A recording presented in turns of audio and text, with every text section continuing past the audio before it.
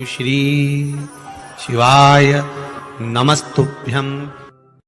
ध्यान दीजिएगा, बहुत सुंदर संवाद चल रहा है, बहुत ध्यान देने वाली बात है। प्रत्येक महीने की पूर्णिमा को जिसके घर में दूध की सामग्री बनती हो, दूध की सामग्री तैयार होती हो, खीर प्रसाद तैयार होता हो, उसके घर में कभी क्लेश नहीं हो सकता। चाहे सास बहू एक दूसरे के सामने वो कहे ना, वो सांप और नेवले की लड़ाई क्यों ना, फिर भी शांति हो जाती है। पर प्रत्येक महीने की पूर्णिमा होना चाहिए। ये नहीं कि तुमने एक महीने की पूर्णिमा पे बना लिया और दूसरे महीने की पूर्णिमा को गायब कर दिया। फिर कई सालों से कर रही हो, कई माताएं कर रही होंगी पूर्णिमा का व्रत। एक समय फलाहार करती हैं, एक समय भोजन करती हैं।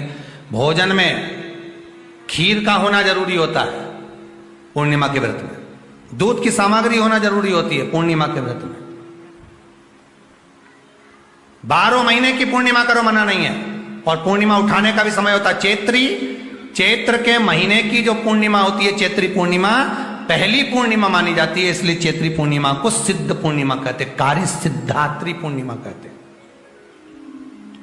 सिद्ध करने वाले। मनोरथी पूर्णिमा कहते, मनोरथी पूर्णिमा। इसलिए पूर्णिमा का व्रत कहां से उठाया जाता है? चैत्र के महीने की पूर्णिमा से पूर्णिमा का व्रत उठाया जाता है कि मैं महीने की पूर्णिमा करूंगी तो वो चैत्र पूर्णिमा से उसको उठा लिया जाता है। पर उसका एक नियम रहता है, आप फलाहार करें अपनी जगह पर है, पर एक समय भोजन कर रहे हैं वो अपनी जगह पर। भोजन के साथ में मीठे के साथ थोड़ा दूध की सामग्री होना जरूरी होती है। और क्यों करते हैं पूर्णिमा का व्रत, किस लिए किया जाता है, क्यों करा जाता है, उसका व्याख्यान वर्णन शिव महापुराण के अंतर्गत स्कंद पुराण में लिखा गया। स्कंद पुराण में वर्णन किया है श्री वेदव्यास जी महाराज ने। कहा यह पूर्णिमा का व्रत इसलिए किया जाता है कि व्यक्ति का जब मन गलत भ्रम में जाने लगता है, मन जब गलत जगह पर जाने लगता है, तो ये मन को गलत जगह पर ले जाने वाला कौन होता है? तो कहा यह चंद्र होता है। व्यक्ति की राशि के अंतर्गत, व्यक्ति की पत्रिका के अंतर्गत, व्यक्ति की ग्रह दशा के अंतर्गत जब चंद्र बेकार चलता है तो व्यक्ति अच्छा करते करते भी बेकार करने लग जाता है। चंद्र डोल रहा है। कई माताएं कहती हैं, गुरुजी हमारे बेटे को आशीर्वाद दीजिए, बहुत गलत संगत में जा रहा है। मतलब समझ जाना कि चंद्र गड़बड़ जा रहा है। बेटी अगर गलत मार्ग पर जा रही है, बेटी अगर गलत संगत में जा रही है, किसी अन्य व्यक्ति को आकर्षित हो, चंद्र गड़बड़ हो रहा है, उसका चंद्र कहीं जा रहा है। कोई पुरुष, कोई लड़का कोई गलत मार्ग पर जा रहा है, चंद्र गड़बड़ हो रहा है।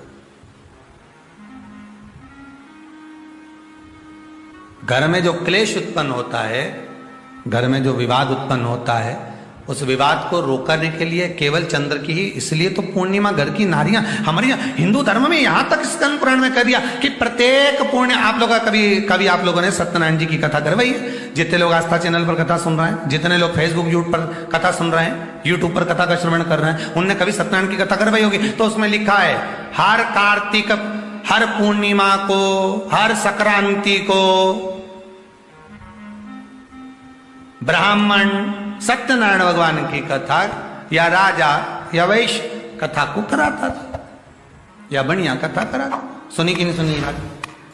सत्यनारायण भगवान की कथा में लिखा है, स्कंद पुराण के अंतर्गत जो सत्यनारायण भगवान की कथा का स्मरण किया उसमें लिखा है प्रत्येक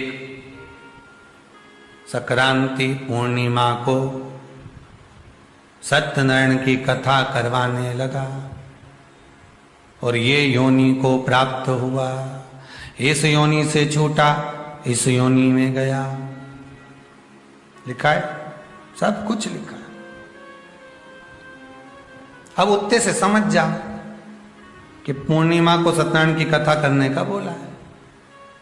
तो पूर्णिमा को सत्यनारायण की कथा का क्यों बोला? वैसे तो रोज कराओ सत्यनारायण जी की कथा, प्रतिदिन कराओ, मना नहीं है। आप क्या कोई विशेष फंक्शन है आप सत्यनारायण जी की कथा करवा? पर पूर्णिमा संक्रांति को, और संक्रांति को पूर्णिमा को सत्यनारायण की कथा का स्मरण क्यों करवाया गया? क्योंकि पूर्णिमा के दिन अगर ये भगवान का व्रत रख लेगी, पूर्णिमा के दिन अगर ये खीर का प्रसाद बना लेगी, थोड़ा सा दूध की कोई सामग्री बना लेगी और भगवान को भोग लगा देगी, भले सत्यनारायण भगवान के भाव से बनाए, भले सत्यनारायण जी के निमित्तार्थ बना, पर अगर इसने सत्यनारायण भगवान के निमित्त से बना, पर पूर्णिमा के दिन अगर ये व्रत रखेगी, उपास रखेगी या कोई सामग्री बनाकर भगवान की पूजन कर लेगी, तो इसके घर में जो अशांति है वो शांति में बदल जाएगी। इसलिए कई घरों में आज भी सत्यनारायण भगवान की पूजन हर पूर्णिमा को करती है। माता किताब लेके बैठ जाती है, तुरंत तुरंत उन्हें ऑफिस जाना, कहीं काम पे जाना, और तुरंत उसने जल्दी जल्दी कलश रखा, कलश नहीं भी रखे तो भगवान की पूजन कर को रखे,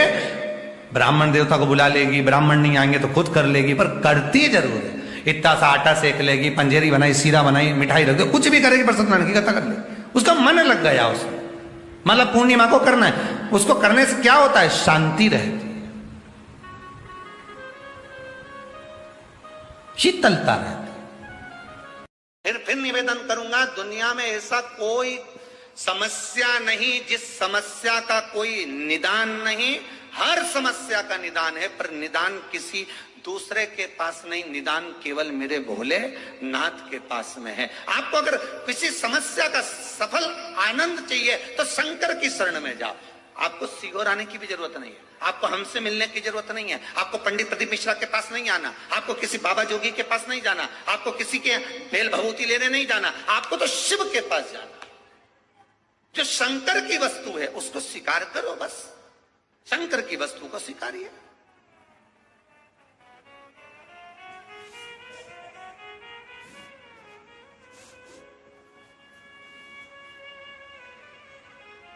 शंकर की वस्तु को स्वीकार करना चालू कर दीजिए। अरे भाई, शिव महापुराण की कथा तो यहां तक कहती है, यहां तक वर्णन कर रही है, जिस व्यक्ति की नौकरी नहीं लगती, सर्विस नहीं लगती, हर जगह पर अप्लाई कर रहा है, बार बार इंटरव्यू देने जा रहा है, लगातार उसको अगर सफलता प्राप्ति नहीं हो रही है तो धतूरा ढूंढो। धतूरा कहीं बाजार में नहीं मिलेगा, किसी वृक्ष से धतूरा तोड़ लिया, कुछ मत चढ़ा, तू शंकर जी के मंदिर में जाकर तेरा नाम और गोत्र बोल और शिव जी को धतूरा चढ़ाना चालू कर दे और बाबा से विनती कर, धतूरा चढ़ाना चालू कर। अब धतूरा कोई बहुत कीमती होता है क्या, बहुत पैसे का मिलेगा क्या, कहीं पे मिल जाएगा। धतूरा तोड़ और चढ़ा शंकर जी को। रोज नियम बना ले कि एक धतूरा मैं शंकर जी को चढ़ाऊंगा, प्रतिदिन चढ़ाऊंगा, शिव जी से जाकर निवेदन करूंगा प्रतिदिन। शंकर जी की प्रिय वस्तु में धतूरा, बेलपत्र आदि कादि की तो है, क्या है, चढ़ा रोज एक धतूरा। फिर वही धतूरा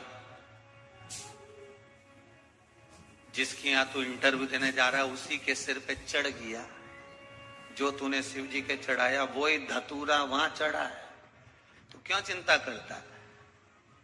आ गया पूर्णिमा की रात्रि, बड़े से बड़ी बीमारियां, बड़े से बड़े रोग, बड़े से बड़े कष्ट इस पूर्णिमा की रात्रि को छूट जाए। दमे की बीमारी, श्वास की बीमारी, अनिद्रा की बीमारी, रात्रि को जगना, ये सारी बीमारियां पूर्णिमा की रात्रि को अगर व्यक्ति अपने जीवन को सुखमय बनाए, अपने जीवन को आनंदमय बनाए तो सब छूट सकता है। पूर्णिमा की रात्रि को पीपल के पत्ते 5 लेकर उसके ऊपर खीर डालकर रात्रि को खा लेने से महाराज दमे की बीमारी, श्वास की बीमारी रुक जाती है, वो बीमारी बढ़ती नहीं है, उससे कष्ट नहीं होता। जिन बच्चों के नेत्र कमजोर होते हैं, रोशनी कमजोर होती है, पूर्णिमा के दिन रात्रि को 12 बजे भगवान चंद्रदेव का दर्शन कराइए। 5 से 7 मिनट तक नयन मिलाएं चंद्रदेव के साथ और बाद में एक पीपल के पत्ते पर खीर जो चंद्र के नीचे रखी हुई है उसी खीर को चटा दीजिए, फिर चंद्र का दर्शन कराओ।